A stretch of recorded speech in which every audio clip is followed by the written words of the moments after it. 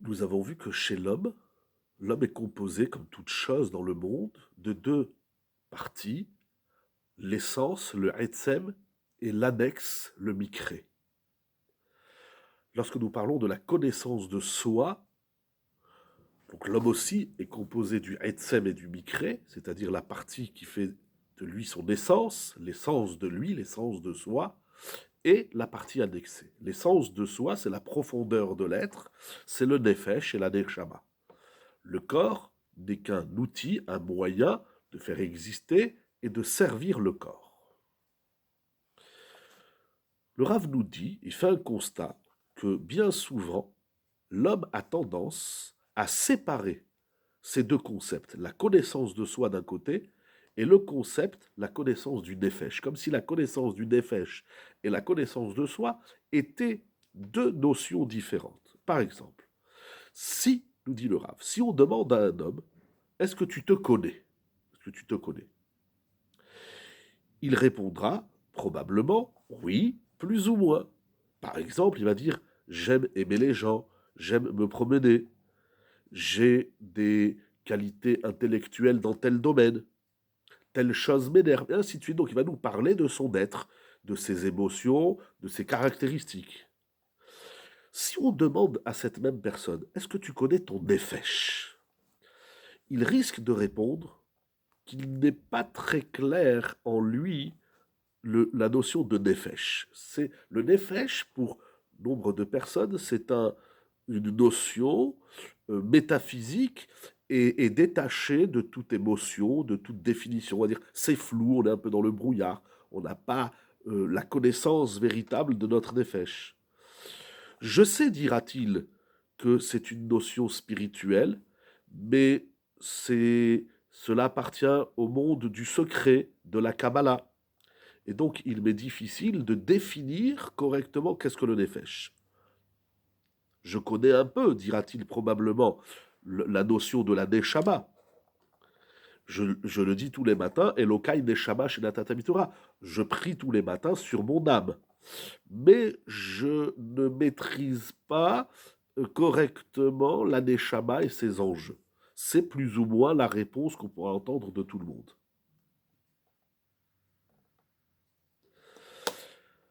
Cet état dans lequel l'homme se trouve est un phénomène qui découle du manque de compréhension de l'essence de l'être.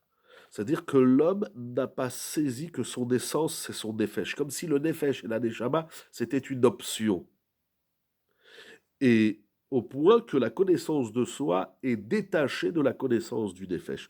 On pense se connaître tout en ignorant notre nefesh. C'est ça qui est incroyable. Selon cette compréhension populaire, l'homme qui se connaît, comme l'exemple qui a été dit, il va dire, moi oui, je connais mes points forts, mes points faibles, j'aime aider, j'aime me promener, j'ai des qualités intellectuelles dans tel domaine, telle chose m'énerve, telle chose me fait plaisir. En vérité, tout ça, en vérité, c'est des reflets du nefesh. On n'appelle pas ça le nefesh et la neshama parce qu'on pense que la neshama c'est quelque chose de spirituel qui nous dépasse et qu'on n'a pas de lien avec ça. Mais en vérité, tout ce que tu as décrit, ce que tu aimes faire, ce que tu n'aimes pas faire, ça vient du nefesh. Parce que toutes les volontés de l'homme, ses désirs, ce qu'il aime, ses traits de caractère, ses qualités intellectuelles, et même les midotes, c'est-à-dire même les traits de caractère de l'homme qui ne sont pas encore corrigés, elles font partie intégrante du nefesh. Elles sont des parties du nefesh. Et en vérité, lorsque tu connais ces parties, tu connais le nefesh. Quand tu dis j'aime aider, par exemple, je reprends les exemples du rap, j'aime aider. Alors tu dis j'aime aider, mais qui c'est qui aime aider? C'est quoi le j'aime? C'est quoi le jeu? Qui c'est qui aime? Qui c'est qui aime? Ça vient de ton nefesh. Tu n'as jamais appelé ça le nefesh, tu l'as appelé ça des émotions, des sensibilités, mais c'est le nefesh. C'est le nefesh. Il faut réintégrer tout ça dans le noyau, le point central qui est le nefesh. Bien évidemment, une telle définition de soi dans ces exemples n'est que partielle et n'est pas claire, n'est pas clarifiée chez l'homme. Le Nefesh a de nombreux niveaux qui nécessitent chacun une connaissance claire et définie. Alors, il y a une connaissance un peu brouillon, mais tout ce que tu parles de toi, ça fait partie de ton nefesh. Tu sais pas où le mettre, tu sais pas à quelle partie de ton nefesh ça appartient, tu sais pas comment le travailler, tu vois que c'est pas encore bien parfait et complet, mais ça s'appelle le nefesh. Il y a certain travail à faire et à définir les choses. Nous verrons, le Rav va nous aider, bien évidemment, va nous apprendre à faire ce travail. Mais tout ça, ça s'appelle le nefesh. Et l'homme doit bien comprendre que quand bien même le nefesh est spirituel et d'un niveau très élevé, mais ce niveau très élevé du nefesh, de l'âme, de l'être profond, dans toute sa romémout, dans toute sa suprématie et son aspect spirituel, ce n'est pas quelque chose qui est détaché de l'homme, de l'être, qui n'est pas inaccessible à l'être. Comme dit le verset, l'homme Shamaimhi, les choses ne se trouvent pas dans le ciel. Et donc ce n'est pas un concept métaphysique et détaché de l'être, complètement indépendant. Bien au contraire, le nefesh de l'homme est l'essence de l'homme. L'homme est le nefesh et le nefesh est l'homme. Il n'y a rien d'autre en l'homme d'essentiel, de fondamental, d'existentiel que son nefesh. Plus l'homme va introduire cette notion, alors plus le travail de la connaissance du nefesh lui sera facile, c'est les mots du Rav, kala, facile et plausible de plus en plus. Plus tu prends conscience, tu as découvert un sentiment, une émotion, une sensibilité, un trait de caractère, une qualité intellectuelle, plus tu prends conscience de chaque point de ton être, tu le réintègres, tu prends conscience que ça c'est le nefesh, et tu arrêtes de penser que c'est spirituel et que tu n'as pas de rapport avec, si tu as compris que ça c'est toi et toi c'est ça, alors il sera plus facile de faire un travail avec son nefesh. Tant que l'homme il pense qu'il est détaché de son nefesh, il ne peut pas travailler le nefesh. Le nefesh, ce n'est pas quelque chose qui est à l'extérieur de nous-mêmes, c'est nous-mêmes. En réalité, on ne travaille qu'avec nous-mêmes.